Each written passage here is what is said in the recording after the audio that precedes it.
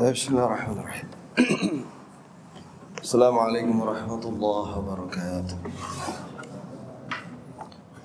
إن الحمد لله نحمده ونستعينه ونستغفره ونستهديه ونتوب إليه ونعوذ بالله من شرور أنفسنا وسيئات أعمالنا. من يهده الله فلا مضل له ومن يضلل فلا هادي له. أشهد أن لا إله إلا الله وحده لا شريك له وأشهد أن محمدا عبده ورسوله صلى الله عليه وعلى آله وصحبه ومن تبعهم بإحسان إلى يوم الدين وسلم تسليما كثيرا. اللهم اغفر لنا ذنبنا كله دقه جله وأوله وآخره وعلانيته وسره. اللهم انفعنا بما علمتنا وعلمنا ما ينفعنا وزدنا علما. ثم أما بعد، تفضل يا أستاذ. بسم الله الرحمن الرحيم. قال الإمام البربهاري رحمه الله تعالى: والخلافة في قريش إلى أن ينزل عيسى بن مريم عليه الصلاة والسلام. ثم قال الشارح الشيخ صالح فوزان حفظه الله تعالى: إذا تشاء أكثر من واحد في من يلي الإمامة وكل واحد منهم يصلح للإمامة فإنه يقدم القرشي لميزته على غيره، لقوله صلى الله عليه وسلم: الأئمة من قريش، وقوله قدموا قريشا ولا تتقدموها. فإذا كان القرشي صالحا وحصلت مشاحة من الذي يتولى فإنه يقدم القرشي لوصية الرسول صلى الله عليه وسلم بذلك. ولأن الصحابة لما توفي رسول الله صلى الله عليه وسلم وقال الأنصار: منا أمير ومنكم أمير، قال لهم أبو بكر رضي الله عنه: إن العرب لا تدين بهذا الأمر إلا لهذا الحي من قريش. فبايعوا أبا بكر الصديق رضي الله عنه، ومن بعده عمر، ومن بعده عثمان، ومن بعده علي، ومن بعده معاوية، ومن بعده بنو أمية، وبعدهم بنو العباس، كلهم من قريش. Baik. Berkata Imam Al-Barbahari rahimahullah bahwa khilafah itu, ini kekuasaan, itu yang berhak adalah Quraisy. Quraisy yakni dari keturunan Bani Ismail, ini bangsa Arab dari Quraisy, sampai turunnya Nabi Isa putra Maryam alaihissalam. Apabila ada calon lebih dari satu, kata Syekh Saleh Al-Fauzan di sini dalam penjelasannya, untuk siapa yang berhak menjadi penguasa, apakah itu khalifah, apakah itu raja, apakah itu presiden, ya. Jika semuanya pantas untuk menjadi penguasa, maka jika ada Quraisy di situ, dari suku Quraisy, maka didahulukan Quraisy. Ya, karena memiliki kelebihan yang disebut oleh Nabi SAW, al-a'immatu min Quraisy, bahwa pemimpin itu, yakni yang berhak, adalah dari Quraisy. Dan juga Nabi SAW bersabda, qaddimu Quraisyan, hendaklah kalian mendahulukan orang Quraisy, jangan kalian mendahulukan orang lain daripada Quraisy. Yani jika ada Quraisy, dari suku Quraisy itu ada, jangan didahulukan sama yang lainnya. Apalagi jika orang Quraisy itu saleh, ya, kemudian terjadi perselisihan siapa yang berhak untuk menjadi penguasa, maka dahulukanlah Quraisy, karena pesan wasiat dari Rasulullah SAW untuk itu. Dan inilah yang dilakukan oleh para sahabat setelah wafatnya Rasulullah SAW. Maka orang Ansar waktu berkumpul itu, ya, berkumpul bersama Muhajirin, orang Ansar berkata, dari kami ada amir, dari kalian juga ada amir, ya, ini yang berhak untuk menjadi penguasa. Itu kata orang Ansar.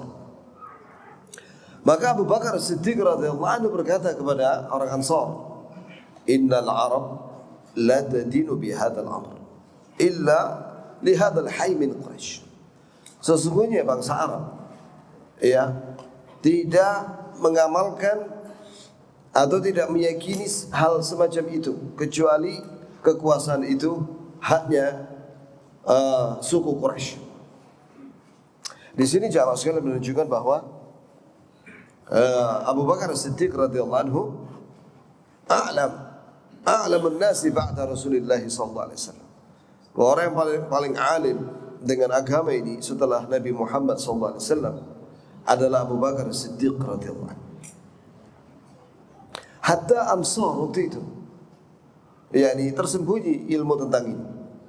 Mereka tidak mengerti saat itu. Kecuali setelah dijelaskan oleh Abu Bakar As-Siddiq radhiyallahu anhu bahwasanya yang berhak menjadi penguasa jika masih ada orang Quraisy, maka dia yang lebih berhak. Allahu Akbar. Kemudian setelah Abu Bakar As-Siddiq menjadi khalifah ya sepeninggal Nabi SAW, dan itu ijma' semuanya termasuk al-asharah al-mubasysyirin bil jannah, 10 sahabat yang dijamin masuk surga, termasuk juga para sahabat yang ikut perang Badar dan juga muhajirin wal ansar, semuanya sepakat. Akhirnya Abu Bakar dibaiat. Waktu itu yang pertama kali membaiat adalah Umar bin Khattab radhiyallahu anhu, kemudian diikuti oleh sahabat yang lain. Setelah sepeninggal Abu Bakar As-Siddiq, karena waktu itu Abu Bakar As-Siddiq radhiyallahu anhu berwasiat, ya itu yang disebut dengan istikhlaf. Istikhlaf itu adalah seorang penguasa menunjuk kepada seseorang yang terbaik ya untuk menjadi penggantinya kalau dia meninggal atau dia mengundurkan diri. Maka yang ditunjuk oleh Abu Bakar adalah Umar bin Khattab radhiyallahu anhu. Iya, maka Umar dari Quraisy. Kemudian Umar ketika ditusuk sama Abu Lu'lu'ah al-Majusi, maka dia berkata, jika Abu Bakar telah menunjuk aku sebagai pimpinan, maka ada yang lebih baik daripada Abu Bakar yang tidak menunjuk seorang pun, yaitu Rasulullah. Maka aku tidak akan menunjuk siapapun. Maka diserahkan kepada ahlu syura, ahlul halli wal aqd. Maka para ulama itulah yang ada di sisa dari 10 sahabat yang dijamin masuk surga. Berarti ada 8 ya, karena Abu Bakar sudah meninggal. Kemudian Umar menyerahkan kepada 8 orang itu, al-halli wal aqd, al-syura. Ya, maka 8 orang sahabat itu yang dijamin masuk surga itu memilih Uthman bin Affan radhiyallahu anhu wa arda. Enak kalau yang milih itu ulama, tenang kita orang. Iya. Tapi kalau yang milih semua orang milih, laki perempuan, terus yang enggak sholat juga milih, aduh pusing kepala deh, ya. Itu ya, kawan. Itu kemarin kita lihat pemandangan coblosan itu, ya Allah, semua orang sama semua dah. Hatta orang kafir sama sudah. Itu ya, kawan. Allah musta'an. Lupakan sudah. Quick count. Biar enggak sumpek. Baik. Kemudian setelah Uthman dipilih oleh Ahlul Halli wal Aqd adalah Ali bin Abi Thalib. Ali bin Abi Thalib radhiyallahu anhu. Itu dari Quraisy juga. Semua khulafa ar-rasyidin dari Quraisy. Kemudian Muhammad ba'dahu, setelah Ali, sebenarnya setelah Ali itu ada Hasan ibn Ali ibn Abi Thalib yang menjadi penguasa yang ditunjuk oleh sahabat-sahabatnya Ali waktu itu di Basrah, yaitu Hasan bin Ali. Dia memimpin selama 6 bulan saja. Kemudian Hasan jelas bin Ali dari Quraisy, ya, putranya Ali bin Abi Thalib. Kemudian Hasan menyerahkan kepada Muawiyah bin Abi Sufyan, dan Muawiyah dari Quraisy. Begitu pula setelah Muawiyah, penguasa setelahnya Muawiyah adalah Bani Umayyah. Bani Umayyah. Ya, itu juga Quraisy.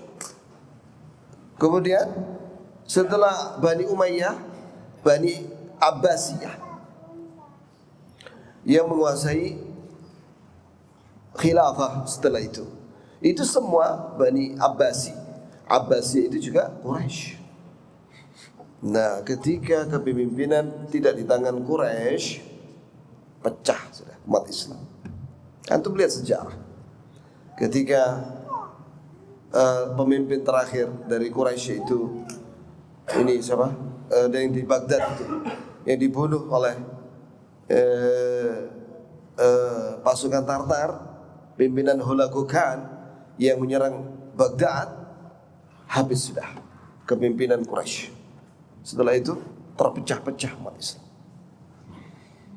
Begitu ya jamaah.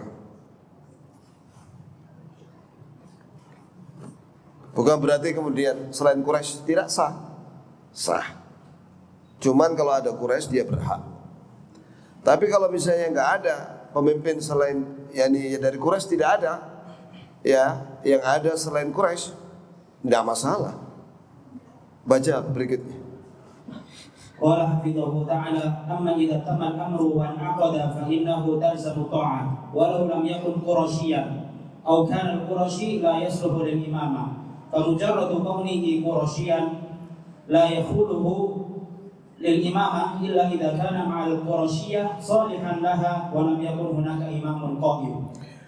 Ya, kata Syekh di sini hafizahullah, Syekh Shalih Fauzan hafizahullah, yaitu apabila seorang sudah diangkat jadi pimpinan, ya sah dah, maka wajib taat dalam hal yang ma'ruf, walaupun dia bukan dari Quraisy, atau dia orang Quraisy tapi dia sebenarnya kurang pantas sebagai pimpinan. Mengapa? Karena ada yang lebih baik.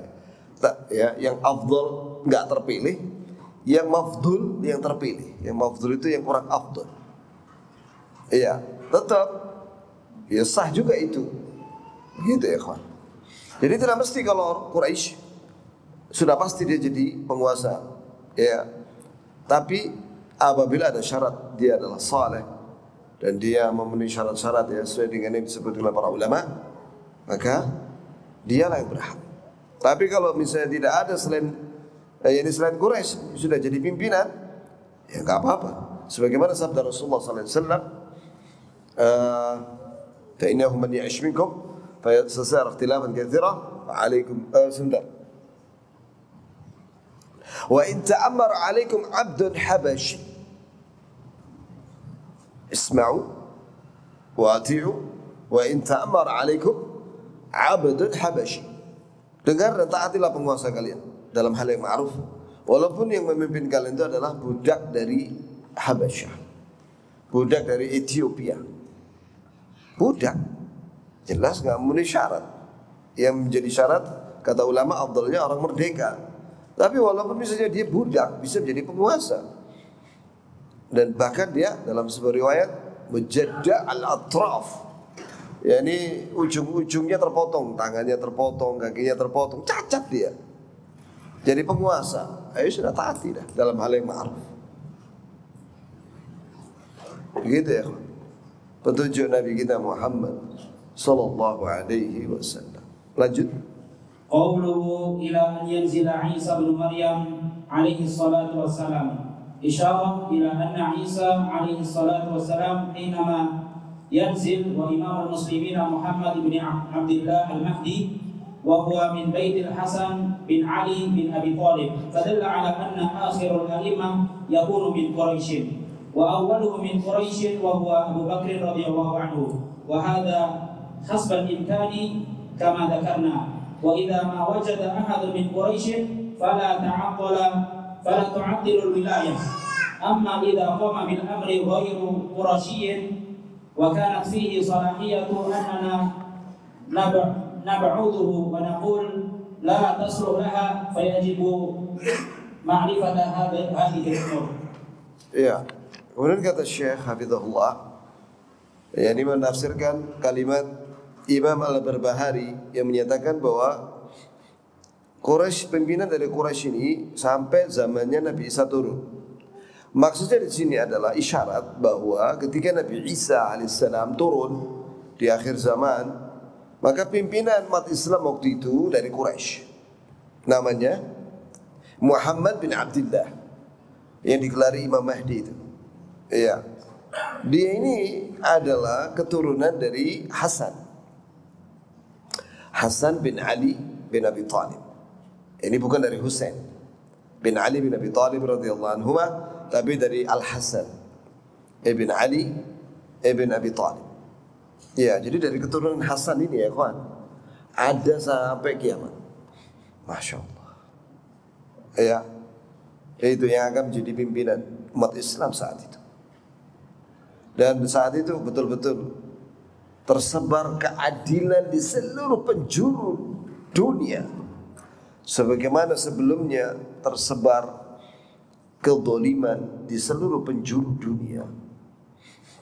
Sampai waktu itu di zamannya Imam Mahdi dan Nabi Isa sedang turun. Ketika sudah turun, itu Allah berkahi bumi waktu itu.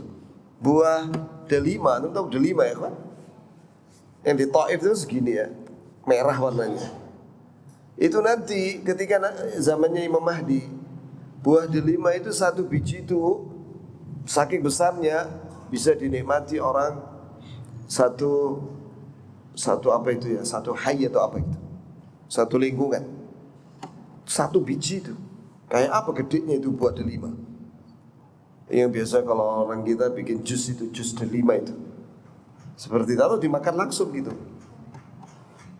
Ya, jadi diberkahi waktu itu karena semua orang bertakwa waktu itu. Dan Nabi Isa ketika turun tidak menerima jizyah. Maksudnya kalau orang kafir datang kepada dia, kamu harus masuk Islam. Sudah jelas kebenaran. Kalau dia nggak mau terima masuk Islam, mati dia. Karena menghirup napasnya, kena napasnya Nabi Isa, ada mati orang. Jadi orang kafir kalau mau mereka ingin selamat dalam waktu di dunia ini, maksudnya selamat dalam arti tidak mati gitu ya, ketika Nabi Isa turun, maka dia harus menjauh sejauh-jauhnya. Nabi Isa nggak terima jizyah. Ya, itu. Kamu Muslim atau mati. Gitu ya kawan. Kemudian, ya, jadi pimpinan terakhir itu sampai turunnya Nabi Isa itu dari Quraisy. Dari Quraisy.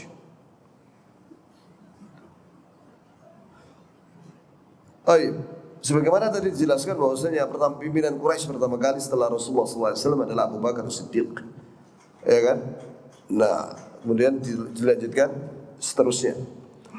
Nah, apabila tidak ada Quraisy yang pantas menjadi pimpinan, maka tetap kita harus memilih seorang yang paling pantas, yang paling terbaik dari sisi ilmunya, kesolehannya. Ilmu ada dua, ada ilmu agama dan dunia juga.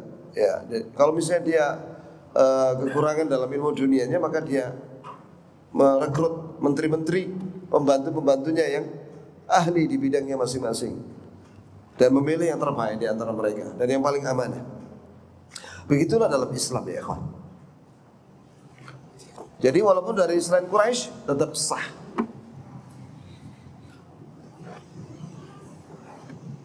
Baik, lanjut. Sebentar ya kawan, di sini ada kalimat khilafah. Kata Imam Al-Barbahari, wal khilafatu fi Quraisy. Maksudnya kekuasaan, kepemimpinan dalam Islam itu Quraisy. Nah, di sini di zaman sekarang ini ya, ada sebagian orang Islam ini. Kalau orang kafir jelas gak senang dengan kalimat khilafah atau khalifah. Tapi ini orang Islam gak senang dengan kalimat khilafah. Ini ada dua macam. Yang pertama, dia ini orang bahlul, gak ngerti. Ya, terpengaruh dengan ikut-ikutan orang barat atau non-muslim. Maka orang yang jahil diajari ya, diberitahu. Bawakan aja itu surat Al-Baqarah, wa idh qala rabbuka lil malaikati inni ja'ilun fil ardi khalifah. Itu ayat itu, ada kata khalifah di Quran. Ente mau mendustakan ayat ini. Yang kedua, orang ngaku Islam tapi sesat, liberal, pemikirannya udah nyimpang. Dia nggak suka sama kalimat khalifah, itu nggak suka. Padahal itu sama aja ya. Khalifah itu dalam Islam seperti itu, namanya seperti itu. Kalau atau pimpinan itu boleh dinamakan malik, raja. Dalam hadisnya ada itu. Malik, raja. Awalul mulukul Islam, raja Islam pertama itu Muawiyah. Muawiyah bin Abi Sufyan. Ya, diakui. Hatta orang kafir ada raja. Raja Charles, ada raja siapa lagi? Di Belanda itu, di Spanyol. Hatta orang kafir ada ya. Di Islam juga ada. Dulu di zaman Nabi SAW itu ada Raja Heraklius, Raja Romawi. Ada Raja Persia, Kisro. Itu. Kalau ada orang zaman sekarang nggak suka dengan nama raja, ada juga yang nggak suka itu. Khalifah nggak suka, raja juga nggak suka. Oh no, alasannya. Pakai akal dia, nggak pakai dalil. Nah, terus presiden, sama aja itu. Yang penting dia kepala negara. Begitu cara sekalian. Ya, jadi orang-orang yang tidak senang dengan alergi atau fobi dengan kalimat khalifah, suruh dia baca itu surat Al-Baqarah ayat berapa itu? Qala rabbuka lil malaikati inni ja'ilun fil ardi khalifah. Ada kalimat khalifah. Ente kok benci sama khalifah? Ente mau mendustakan ayat ini, hati-hati, ente mati murtad ente kalau mendustakan ayat. Walaupun satu ayat, walaupun satu kalimat mau dirubah sama dia, itu merubah Quran, murtad ya. Lanjut. Faslun jadid. Qala al-muallif al-Imam Al-Barbahari rahimahullah wal khilaf man kharaja ala imamin min a'immatil muslimina fa huwa kharijiyyun wa qad shaqqa 'asal muslimina wa khalafa al-athar wa mitatuhu mitatan jahiliyatan. Thumma qala asy-syarih Shalih Al-Fauzan hafizhahu wa ta'ala qawluhu wa man kharaja an imamin min a'immatil muslimina fa huwa khariji man kharaja an ta'ati waliyil amri wa shaqqa 'asal ta'ati bi hujjah anna waliyal amri 'indahu ma'asim aw mukhalafat kama fa'ala al-khawarij fa hadha lahu hukm al-khawarij wal khawarij fi'atun dhalatun dhaharat bidurratiha fi 'ahdi Rasul sallallahu alaihi wasallam حينما جاء ذو الخويصرة وقال للرسول صلى الله عليه وسلم لما رآه يقسم غنيمة قال له اعدل يا محمد فإنك لم تعدل فقال صلى الله عليه وسلم ويلك فمن يعدل إذا لم أعدل فلما ولى الرجل قال صلى الله عليه وسلم يخرج من ضوضاء هذا يعني من جنسه قوم تحقرون صلاتكم إلى صلاتهم وعبادتكم إلى عبادتهم يقرؤون القرآن ولا يتجاوز حناجرهم يبرقون من الدين كما يبرق السهم من الرمية فإنما لقيتموهم فاقتلوهم فإن في قتلهم أجرا لمن قتلهم فيجب قتالهم وذلك لأجل كف شرهم عن المسلمين. Baik. Nah, sekarang bab baru ya jemaah. Judulnya adalah kata Imam Al-Barbahari rahimahullah, barang siapa yang keluar dari kekuasaan, ya, pemimpin kaum muslimin, ya, maksudnya dia memberontak, ya, dan tidak mengakui kekuasaan seorang penguasa muslim, maka dia ini pahamnya adalah khawarij. Ya, dia itu khariji. Khariji itu orang yang keluar dari kekuasaan kaum muslimin. Waqad syaqqa 'asal muslimin, dan dia telah memecah tongkatnya persatuan kaum muslimin. Dan dia menentang semua dalil. Dan kalau dia mati, maka mati dalam keadaan jahiliyah. Berarti dosa besar. Ya. Maka dikatakan di sini, barang siapa yang keluar dari ketaatan waliul amr, dari pemimpin, apakah itu khalifah, apakah itu raja, apakah itu presiden, apakah itu kepala negara, ya pokoknya dia keluar tidak mau mengakui dah. Padahal dia Muslim, ya nggak ada uzur dia. Nah, nanti dia punya alasan, nanti alasannya itu tidak dibenarkan, tidak bisa diterima, dan dia memecah tongkat ketaatan, ya dengan alasan. Nah ini ya kawan, alasannya apa mereka? Alasannya bahwa penguasa itu punya maksiat, ya dosa-dosa besar, atau dia menyimpang. Nah, inilah sebenarnya madhabnya Khawarij. Jadi selama penguasa itu Muslim, sholat, mengakui rukun Islam dan rukun iman, maka dia Muslim yang sah sebagai penguasa.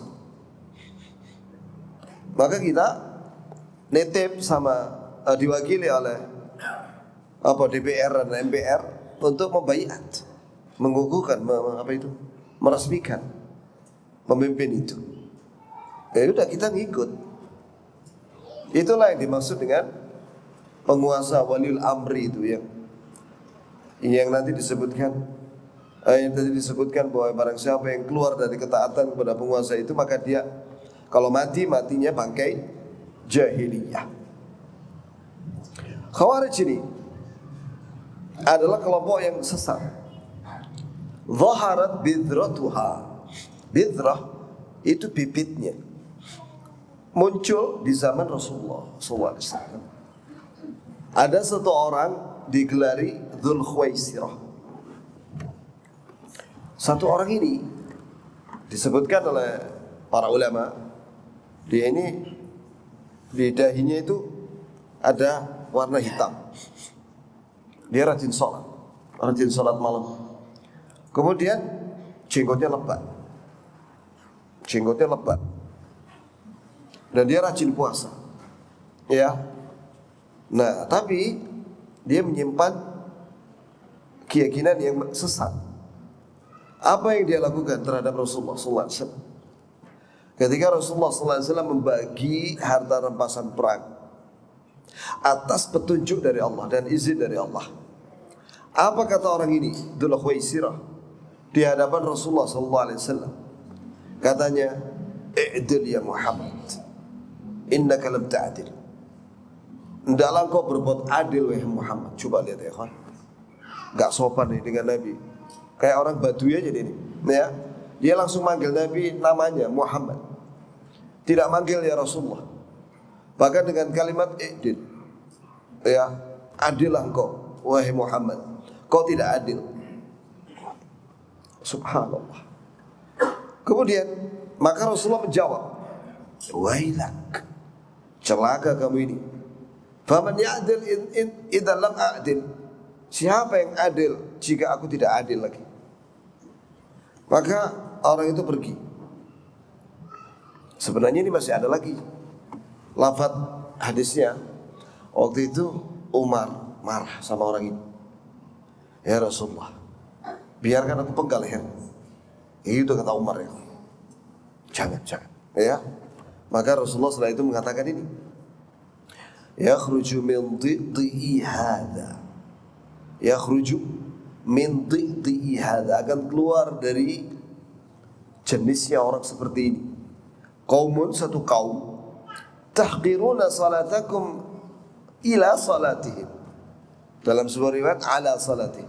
Ini kalian wahai para sahabatku merasa remeh salat yang kalian lakukan, ya, jika dibandingkan dengan salatnya mereka. Jadi mereka rajin salat, tapi sesat. Ya, manhajnya menyimpang. Wa ibadatukum ila ibadatim. Dalam sebuah riwayat, siyamakum ala siyamihim. Yani puasa kalian merasa remeh puasa kalian wahai sahabatku jika melihat puasanya mereka. Jadi mereka rajin puasa sunnah, mungkin Daud ya, dan rajin sholat tahajud. Begitu mereka. Dan apalagi amalannya mereka ini, yaqra'unal Qur'an. Mereka itu baca Quran. tapi la yatajawazu hanajirahum. Dalam sebuah riwayat taraqi. Tapi bacaan mereka tidak sampai kerongkongan mereka. Ini maknanya ada dua, kata ulama ahli tafsir, ahli hadis. Yang pertama, mereka baca Quran tapi tidak diterima oleh Allah. Coba bacaan Qurannya orang-orang Khawarij nggak diterima oleh Allah. Amalnya sampai sini nggak diterima. Yang kedua maknanya la yatajawazu taraqihim, yakni mereka memahami Quran salah. Nah, mulai dari situ penyimpangannya. Makanya mereka itu, kata Rasulullah, yamrukuna minad din, keluar dari agama. Nah, di sini keluar dari agama ini khilaf para ulama. Ada yang menyatakan mereka murtad, ada yang menyatakan mereka itu fasik. Karena makna fasik itu khuruj anit ta'ah, keluar dari ketaatan. Tapi tidak sampai murtad. Kama yamruku samu minar ramiyah, sebagaimana keluarnya anak panah dari busurnya. Fa aina ma laqaitumuhum, kalau kalian menemui orang-orang Khawarij itu, faqtuluhum, perangi mereka. Fa inna qatlahum ajra liman qatalahum, memerangi Khawarij itu berpahala ya bagi orang yang memerangi mereka. Fa yajibu qitaluhum, maka wajib memerangi Khawarij, memberontak, perang. Itu bikin itu supaya untuk menghindarkan keburukan mereka terhadap kaum muslim.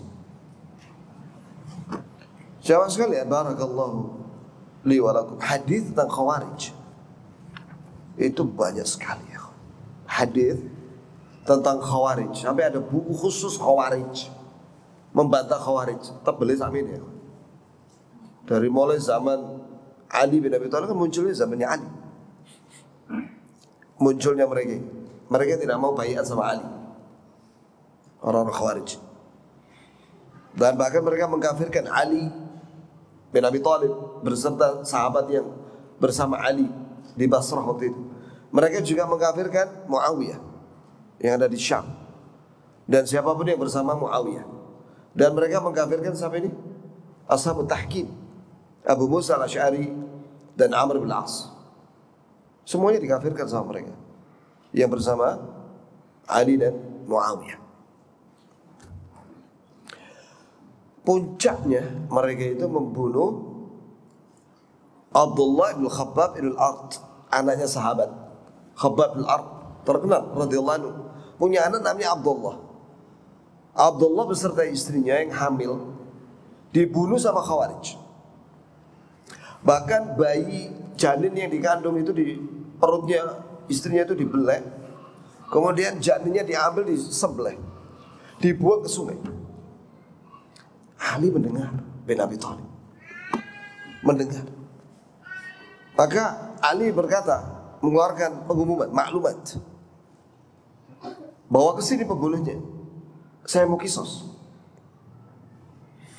Kata mereka, kami semua pembunuhnya. Dan jumlahnya waktu itu ada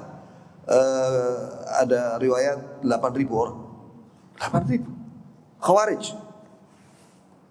Maka Ali bin Abi Thalib mengutus Ibnu Abbas. Ya, barangkali mereka tobat. Maka terjadilah dialog antara Ibnu Abbas dengan Khawarij. Alhamdulillah, tobat mayoritas di antara mereka 2/3. Sisanya tidak bertobat. Kurang lebih yang tidak bertobat yang waktu itu kurang lebih 2.000-an lebih. Maka Ibnu Abbas pulang, ya, memberitahu kepada Amirul Mukminin bahwa mereka sisa kurang lebih 2.000-an orang tidak mau bertobat.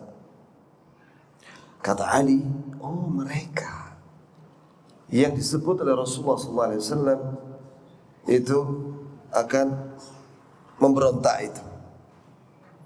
Maka dikumpulkan pasukan oleh Ali dan mengejar mereka, ya, Khawarij ini sampai ke Nahrawan.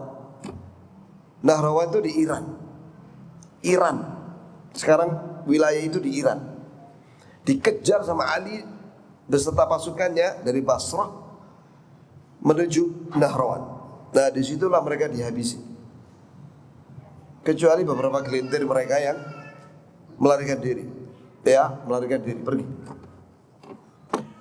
Kemudian kata Ali bin Abi Thalib kepada pasukannya, cari di antara mereka yang di lengannya ada tombol daging seperti putingnya wanita. Dicari sama pasukan. Ketemu, katanya. Wallahi saya tidak berbohong dan saya tidak pernah dibohongi.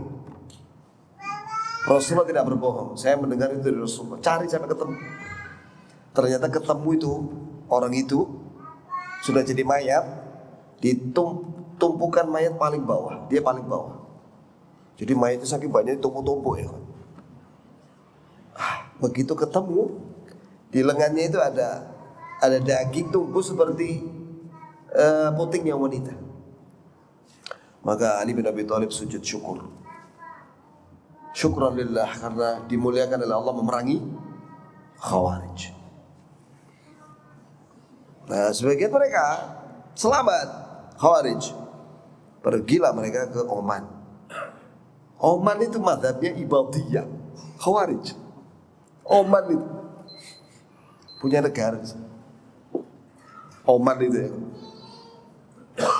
Nah, bibit-bibit Khawarij zaman sekarang ini ada pada Al-Qaeda, IM, ya, dan juga ini yang terbaru Daesh ini apa? ISIS. Oh, sama itu, mengkafir-kafirkan selain mereka. Kalau di Indonesia ini LDI, ya, yang suka mengkafirkan selain kelompok mereka. Pokoknya sukanya takfiri, mengkafir-kafirkan orang yang bukan dari kelompoknya, itu Khawarij. Nah, kalau sudah mengkafirkan, ya, mereka juga mengkafirkan penguasa juga. Mulai dari presiden sampai Pak RT itu dikafirkan. Termasuk aparat itu semua dikafirkan. Ya, itu termasuk yang di Zaitun itu sama Khawarij. Berdasarkan pengakuan murid-muridnya. Siapa itu namanya pimpinannya itu? Gumilang gitu, ya. Panji, ya, itu.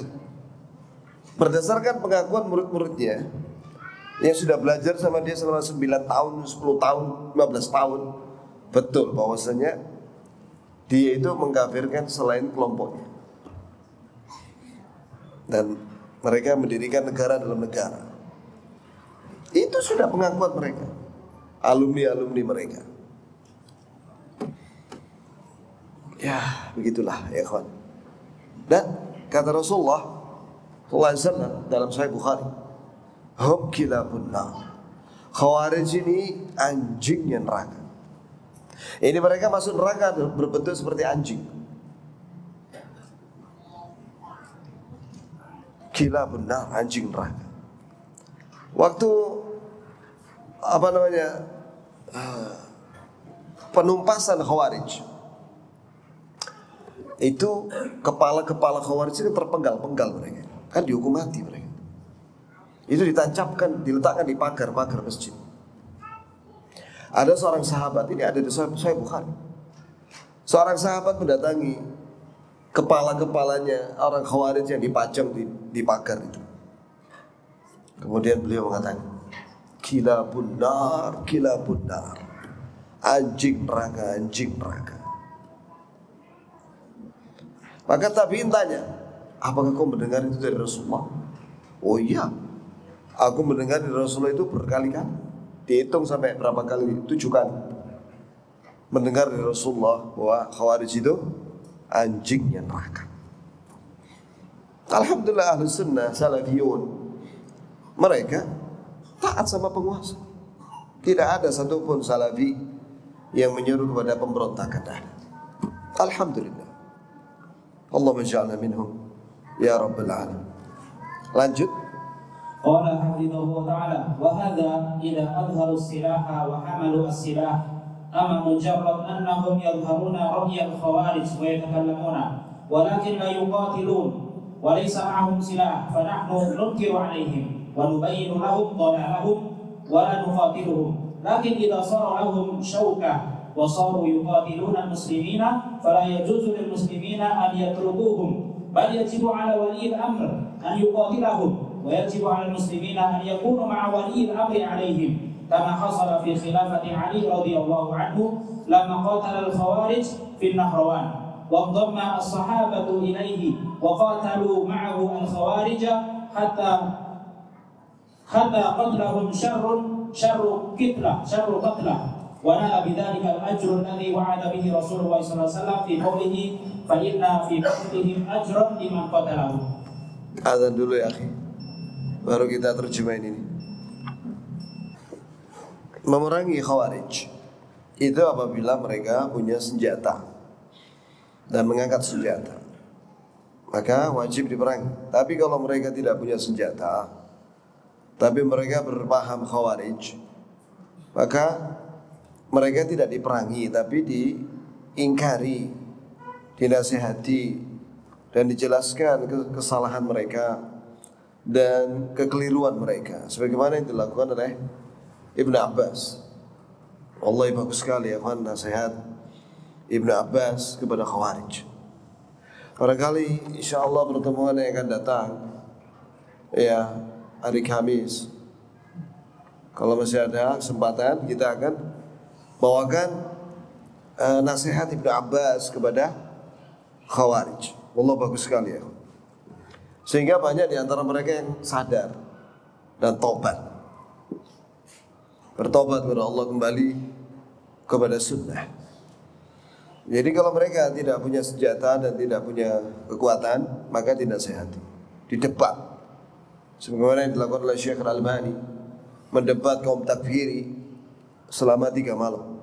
3 malam, pada Isya sampai menjelang subuh. Masya Allah. Semuanya tobat di antara mereka, semuanya tobat kecuali satu yang tidak mau tobat, yaitu pimpinan takfiri atau Khawarij. Kemudian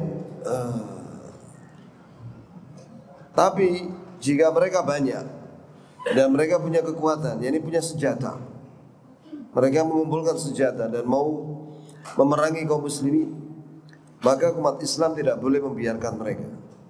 Wajib penguasa muslim untuk memerangi mereka, dan wajib kaum muslimin bersama penguasa waliul amri, penguasa muslimin, untuk memerangi mereka, sebagaimana yang dilakukan oleh Ali bin Abi Thalib yang memerangi Khawarij di Nahrawan. Terkenal itu ya Khawarij, Nahrawan di Iran. Iya. Maka para sahabat bergabung bersama Ali memerangi Khawarij, dan mereka banyak yang mati, mayoritas mati mereka, supaya mendapatkan janji dari Nabi, sesungguhnya memerangi mereka pahala bagi yang memerangi.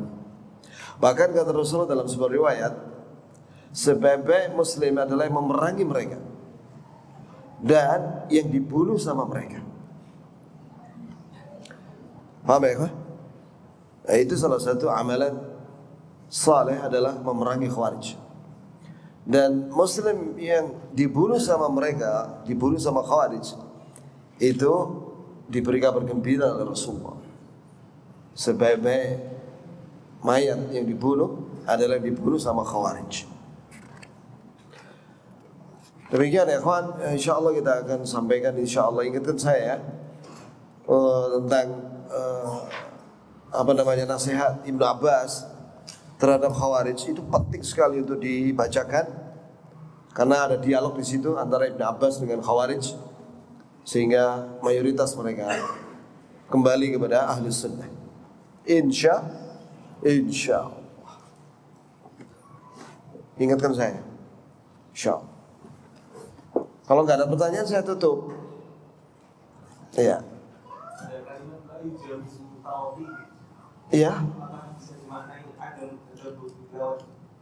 Ya itu tadi. Ada mutadabbur, salah satu maknanya ini tidak memahami Al-Quran dengan benar. Ini keliru pemahamannya. Hah? Iya, sekedar baca, tapi dia orang Arab ya. Dia mungkin paham tapi salah paham. Buktinya apa? Ketika mereka mau diperangi sama Ali, mereka menancapkan pedang itu di mushaf. Diangkat begini mushaf di hadapan Ali. Subhanallah. Jadi mereka salah paham terhadap Al-Quran. Mereka menggunakan ayat-ayat yang seharusnya ditujukan kepada orang kafir, ditujukan kepada orang Islam, ditujukan kepada Ali, seolah Ali itu kafir. Kan ajib yang seperti ini. Salah paham deh terhadap Al-Quran. Itu salah satu makna la yajawizu taraqi. Baca Quran tapi nggak sampai di kerongkongan, yakni salah memahami Al-Quran. Mereka orang Arab, ya bisa memahami Al-Quran tapi salah paham. Ya begitu pula Khawarij zaman sekarang ini. Mereka mengkafirkan penguasa muslim itu pakai dalil Quran. Wa man lam yahkum bima anzalallahu fa ulaikumul kafirun. Tapi mereka salah paham terhadap ayat ini. Mereka tidak merinci apa yang dimaksud dengan kafirun di situ. Sehingga disamaratakan semua. Sehingga kita ditanya, diwawancarai sama wartawan televisi nasional Saudi Arabia. Menurut kamu semua penguasa sekarang kafir ya? Iya, semuanya kafir kan. Hatta penguasa Saudi begitu, iya. Nah terus yang muslim itu siapa? Dia bilang yang muslim itu saya dan teman saya dari India katanya. Astagfirullah, cuma 2 muslim. Wah ini yang ekstrim dan Khawarij yang ekstrim dah. Jadi orang Islam cuma 2 orang katanya. Dia dan temannya yang di India katanya. Ya itu sudah Khawarij. Dan dia terang-terangan mengatakan itu. Dan dia pakai dalil Quran, tapi dia salah paham. Padahal ayat itu berkaitan, kata Ibn Abbas, dengan orang yang kufur duna kufrin, yaitu seorang misalnya siapa saja ya, bukan hanya penguasa. Orang Islam kalau dia kadang-kadang dia tidak kadang dia fasik, tidak mengamalkan Islam, karena dia malas. Apakah langsung kafir dia? Ya enggak lah. Pencuri itu jelas melanggar syariat. Menurut Khawarij dia kafir. Makanya orang pencuri menurut Khawarij dipotong tangannya itu bukan di sini, sampai sini. Berlebihan mereka Khawarij. Sampai sini, sampai lengan di dekat bahu sini. Iya. Ya siapa saja yang katanya pokoknya tidak menggunakan hukum Islam, apakah itu dalam masalah akidah atau masalah ibadah atau masalah yang lainnya, langsung dikafirkan. Nah ini pemahaman yang salah terhadap ayat. Itu ya. Oh banyak, dalilnya banyak mereka, tapi semuanya udah dibantah oleh para ulama ahli sunnah. Itu tadi yang saya bilang yang tebelnya segini itu. Buku itu dipuji oleh para ulama ahli sunnah. Mudah-mudahan pertemuan berikutnya akan saya bawakan itu buku itu. Ya, termasuk nasihat Ibnu Abbas terhadap Khawarij. Barakallahu fina fikum. Subhanakallahumma bihamdik. Asyhadu an la ilaha illa anta astaghfiruka wa atubu ilaik.